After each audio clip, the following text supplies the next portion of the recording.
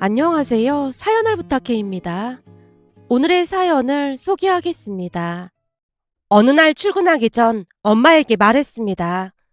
엄마, 내일 엄마 생일이잖아. 우리 맛있는 거 먹으러 가자. 그럼 엄마가 너 좋아하는 감자탕 해줄까? 내일은 엄마 생일이니까 엄마가 좋아하는 걸 먹어야지. 그리고 감자탕에 손이 얼마나 많이 가는데 힘들어서 안 돼. 너 예전부터 감자탕이라고 하면 사족을 못 썼잖아. 감자탕을 좋아하긴 하지만 내일은 엄마 생일이니까 내가 근사한 밥 사줄게. 미리 예약도 해놨어. 라며 제가 신나서 외쳤는데요. 엄마가 손사래를 치며 급히 말렸습니다. 혹시 비싼 곳 예약한 거 아니야? 엄마는 아무거나 먹어도 괜찮으니까 얼른 취소해. 밥 한 끼 먹는데 그렇게 돈을 쓸 필요가 뭐가 있어. 이번에는 내가 하자는 대로 해. 내가 분위기 완전 좋은 곳으로 예약해놨으니까. 그런 곳은 엄청 비쌀 텐데 뭐하러 그랬어. 엄마 얼굴에 걱정이 가득해 보였는데요. 그 모습에 왠지 모르게 마음 한켠이 아려왔습니다. 평생을 홀로 딸을 키워낸 엄마는 1,000원짜리 한 장도 아까워서 함부로 쓰질 못했으니까요. 그렇게 다음날 둘 다 나름 잘 꾸미고 예약한 레스토랑으로 갔는데요. 바깥 풍경을 구경하던 엄마가 감탄을 했습니다.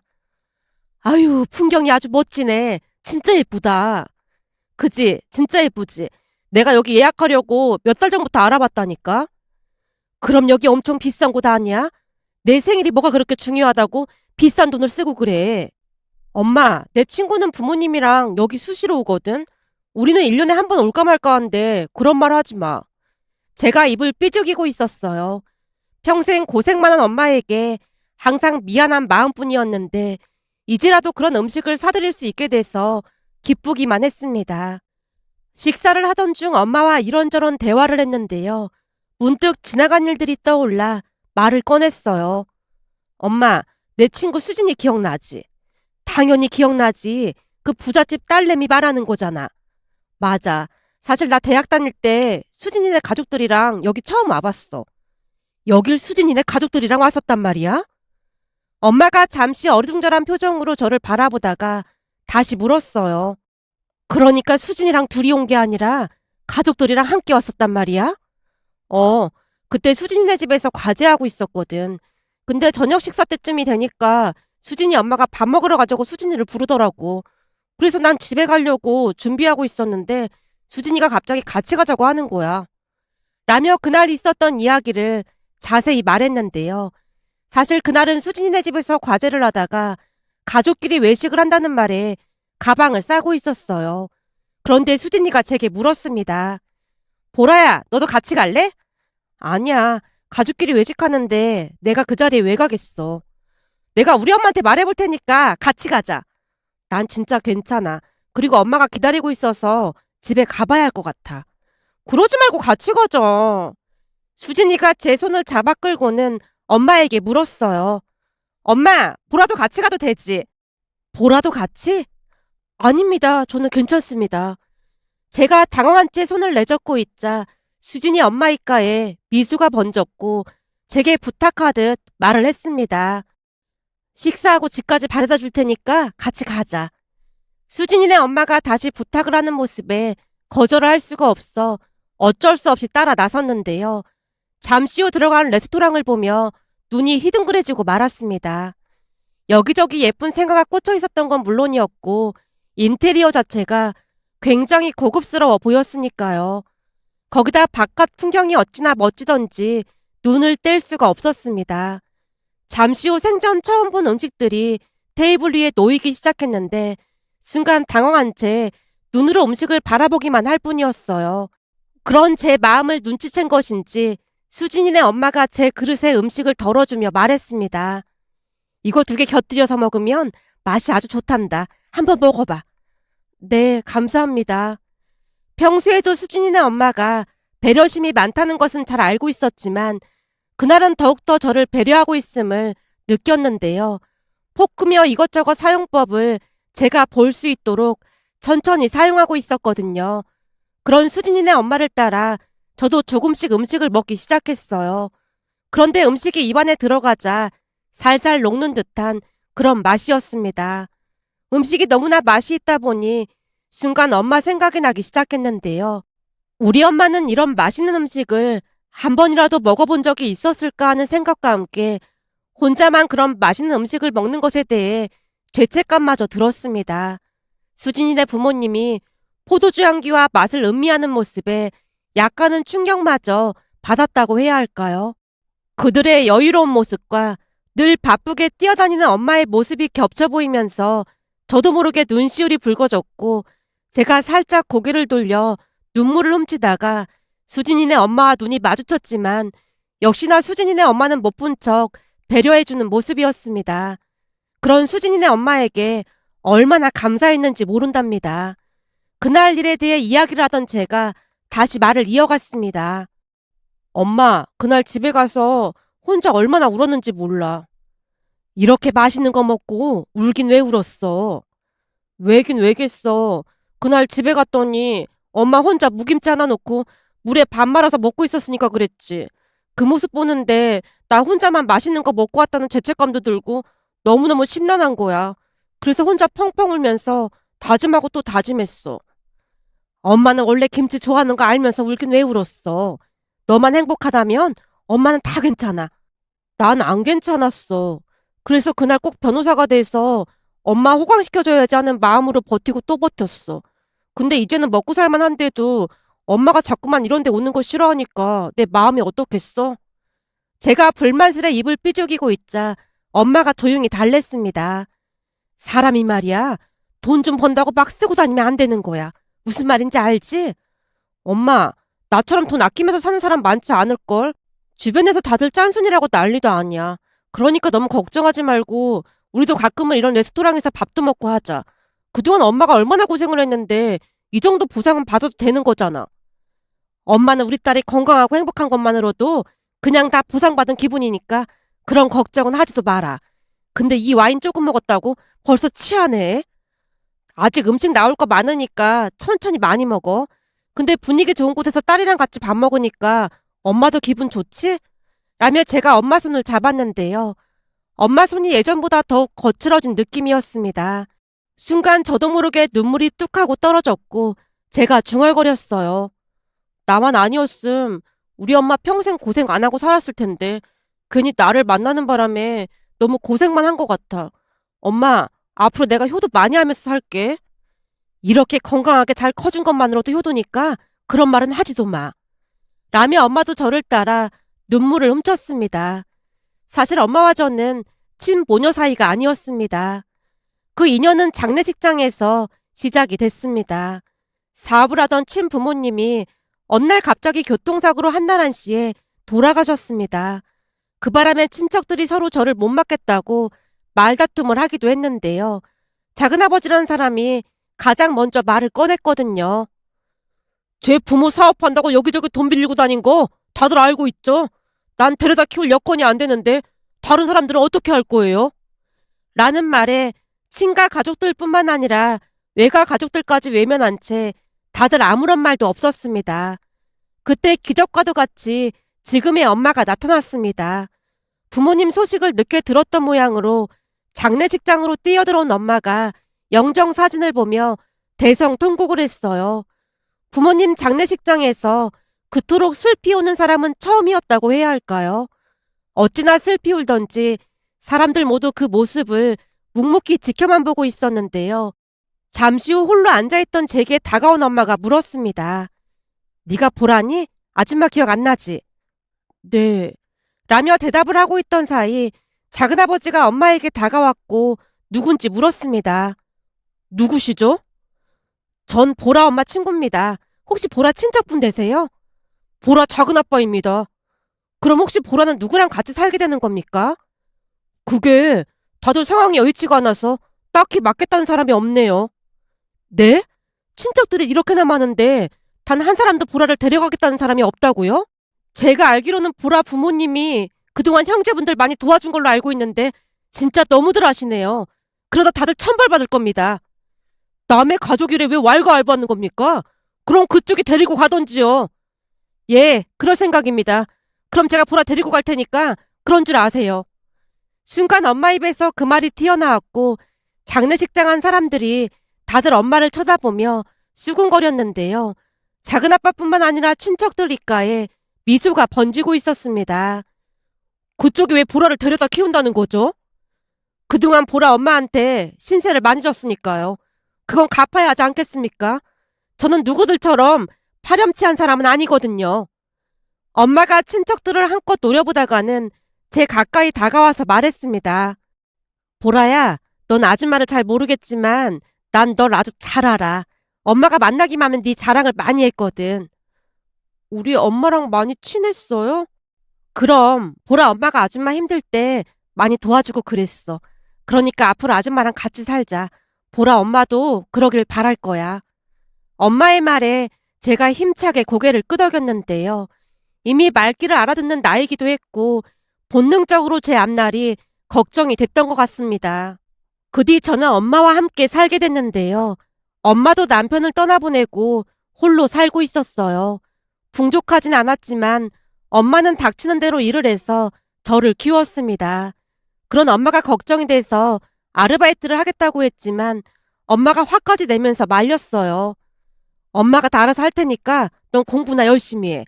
엄마가 들어보니 수학학원도 다녀야 하고 그런다던데 넌 학원 안 다녀도 되는 거야? 내가 제일 잘하는 과목이 수학이니까 그런 걱정하지 마. 엄마가 저번에 인터넷 강의 끊어준 거 그거 보면서 하면 돼. 겨우 인터넷 강의로 될까 모르겠다. 엄마, 나 못 믿는 거야? 이 공부는 의지가 엄청 중요하거든. 난 꼭 성공해서 엄마 호강시켜줘야 해서 진짜 열심히 하고 있으니까 걱정하지 마. 엄마 호강이 문제가 아니라 엄마처럼 고생 안 하고 살려면 공부 열심히 해야 해. 무슨 말인지 알겠지? 라며 엄마가 다시 한번 강조를 했습니다. 그리고 그날 처음으로 엄마에게 물었어요. 엄마, 나 궁금한 게 있는데 물어봐도 돼? 그럼 뭐가 궁금한데? 그게 그때 친척들도 나 몰라라 했는데 왜 나 키운다고 한 거야? 제 물음에 순간 엄마 얼굴이 굳어져 있었는데요. 한참을 망설이던 엄마가 힘겹게 입을 뗐습니다. 네 친엄마랑 나랑은 오래전부터 잘 알던 사이야. 라며 엄마가 처음으로 지나간 이야기를 해줬습니다. 엄마 말에 따르면 나를 낳아준 친엄마와 둘도 없는 친구 사이였다는데요. 결혼을 한 뒤 사는 게 힘들어서 한동안 연락을 끊고 살았다네요.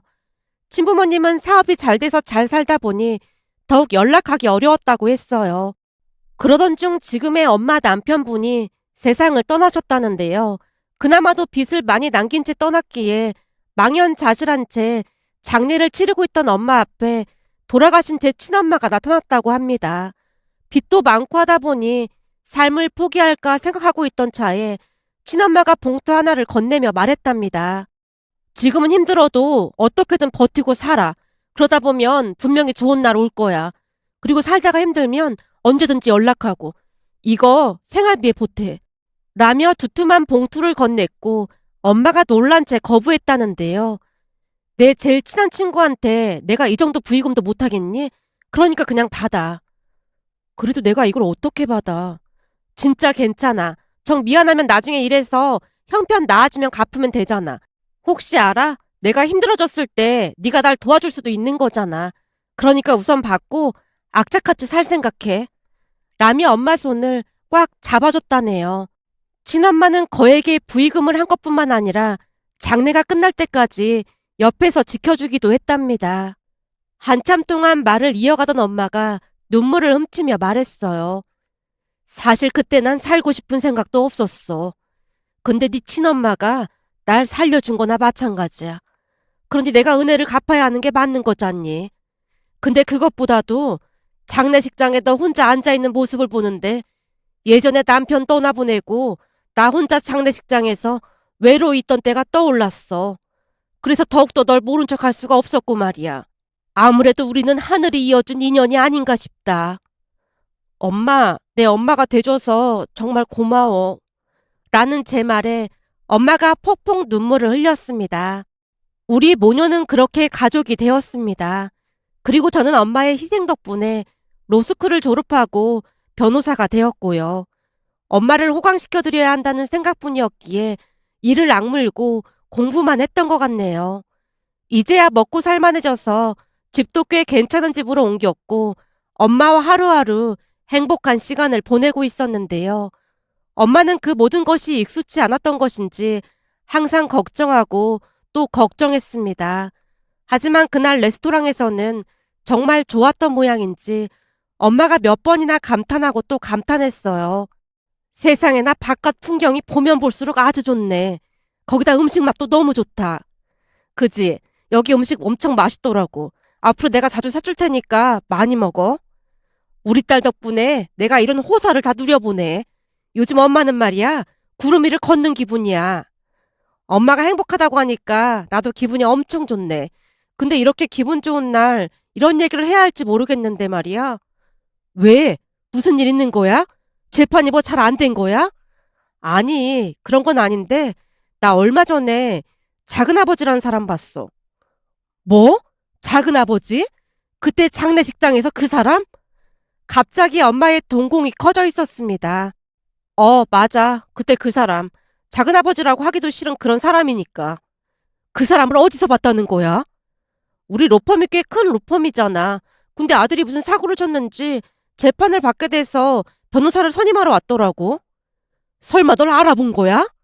당연히 못 알아봤지. 나도 처음에는 못 알아봤는데 우리 로펌에서 거절을 했나 본데 소리소리를 질러대더라고. 근데 그 목소리가 기가 막히게 기억이 나면서 얼굴을 자세히 봤더니 맞는 것 같더라고. 그래서 내가 혹시나 해서 조금 알아봤는데 아들 이름이 김민찬이었어. 부모님 살아계실 때 자주 어울려서 사촌동생 이름을 정확히 기억하고 있었거든. 세상에나 무슨 그런 일이 다 있다니? 도대체 무슨 일이라는데 그래? 나도 자세히는 모르지. 근데 소리 지르는 거 들어보니까 무슨 큰 죄를 지었나 보더라고. 그래서 감옥 가는 게 불가피한가 본데 난리가 났더라고. 제 말에 엄마가 굳은 표정으로 대답했습니다. 그 사람 천벌받은 거 아닌가 싶어. 그나마 네 외가 가족들은 나랑 계속해서 연락하면서 살았잖니. 네 외삼촌이랑 이모는 많진 않지만 고맙다고 가끔 돈도 보내오고 그랬던 거 알지? 물론 나도 안 받으려고 했는데 다들 형편도 안 좋은데도 그래도 핏줄이라고 챙기길래 받긴 했거든. 네 외삼촌이랑 이모가 죄책감을 많이 느끼고 살긴 했으니까. 그래도 사람들이 일말의 양심은 있구나 싶었거든. 그렇지. 두 분이 내 대학 등록금도 내줬다면서. 그래. 난 안 받으려고 했는데 울며 불며 그렇게라도 죄책감을 덜고 싶다고 하면서 지어주고 가서 어쩔 수 없이 받았지. 그래도 네 외가 가족들은 양심이라도 있었는데 친가 가족들은 그냥 대놓고 모른 척 했잖니. 내가 볼 때는 천벌을 받은 게 아닌가 싶어. 전에 네 친부모한테 그렇게나 많이 받아쳐먹고는 아예 모른 척 했잖아. 그러게 사람이 그런 식으로 살면 안 되는 거야. 솔직히 난 안타깝다는 생각도 안 든다. 그건 나도 그렇더라고. 그냥 아무 감정도 안 생기더라고. 근데 더 기가 막혔던 건 나를 코앞에 두고도 아무도 날 못 알아보더라고. 거기에 할머니도 계셨거든. 뭐? 네 할머니도 계셨다고? 글쎄 얼굴에 주름이 어찌나 많이 늘었던지 처음에는 못 알아봤는데 조금씩 기억이 났어. 역시나 할머니도 나를 못 알아보더라고. 라며 제가 씁쓸한 표정을 지었는데요. 제가 안쓰러웠던 모양으로 엄마도 긴 한숨을 내쉬었습니다. 이런저런 생각으로 마음이 복잡하긴 했지만 우리는 나름 즐거운 시간을 보내다 집으로 돌아왔습니다. 그 뒤에도 우리는 여느 가족들처럼 행복한 하루하루를 보냈어요. 처음으로 해외여행을 다녀오기도 했고 시간이 날 때마다 엄마와 많은 시간을 보냈습니다. 그렇게 몇 년이 지나갔고 제게도 좋은 인연이 찾아왔습니다. 남편도 저와 같은 변호사로 홀어머니 밑에서 바르게 잘 자란 사람입니다. 엄마와 제 사연을 다 말했음에도 엄마가 고맙고 훌륭한 분이시라며 몇 번이나 칭찬을 했는지 모르겠습니다. 그렇게 며칠 전 상견례를 했는데요. 엄마와 제가 상견례 장소에 들어가자 시어머님과 남편이 먼저 와서 기다리고 있었습니다. 그런데 우리가 룸으로 들어가자마자 시어머님이 자리에서 벌떡 일어나시더니 우리 엄마 앞으로 다가와 손을 꼭 잡고는 진심 어린 목소리로 말했습니다. 사부인, 어서 오세요. 이렇게 훌륭한 분을 사돈으로 만나 뵙게 돼서 어찌나 기쁜지 모르겠습니다. 아닙니다. 과찬이십니다. 과찬은요, 이런 훌륭한 어머니가 어디 있겠습니까? 제가 얘기 듣고 얼마나 많이 울었는지 모른답니다. 사부인은 존경받아 마땅하신 분입니다. 정말 감사합니다. 혹시나 탐탁지 않게 생각하지는 않을까 걱정이 돼서 어젯밤 한숨도 못 잤는데 이렇게 이해해 주셔서 정말 감사합니다. 순간 엄마 눈에서 눈물이 비 오듯 쏟아지고 있었습니다. 그 뒤 우리는 축복 속에 결혼식을 올렸고 양가 어머님 가까이에서 행복하게 잘 살고 있는데요. 양가 어머님 두 분이 그렇게나 사이가 좋을 수가 없답니다. 얼마 전 돌아가신 부모님 낙골당에 다녀왔는데요. 그곳에서 엄마가 조용히 중얼거렸습니다. 이 정도면 나 잘한 거 맞지? 어때? 우리 보라 잘 키웠지? 내가 너한테 이 말 꼭 하고 싶었는데 이제야 할 수가 있게 됐네. 너도 그곳에서 우리 보라 지켜줬으리라고 생각한다. 그러니까 이제는 그곳에서 편히 잘 지내. 라며 엄마가 한동안 생모 사진을 바라봤는데요.